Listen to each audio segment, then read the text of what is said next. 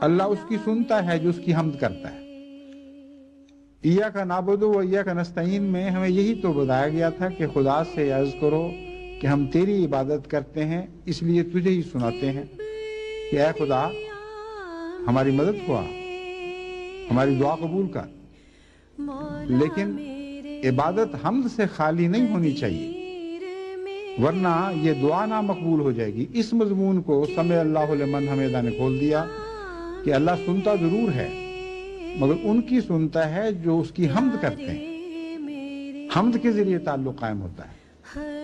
پس خدا سے حمد کا تعلق قائم کریں، اپنی روزمرہ کی زندگی میں یہ تعلق بڑھائیں، پھر عبادت میں جب اس کے حضور حاضر ہوں گے تو آپ کو ہر عبادت کے وقت ایک قریب تر آیا ہوا خدا دکھائی دے گا جس کے بہت سے تعلقات آپ سے قائم ہو جائیں گے۔ جتنی حمد آپ سوچیں گے اتنے ہی محبت کے رابطے خدا تعالیٰ سے بڑھنے شروع ہو جائیں گے۔ اللہ تعالیٰ ہمیں اس کی توفیق عطا فرمائے۔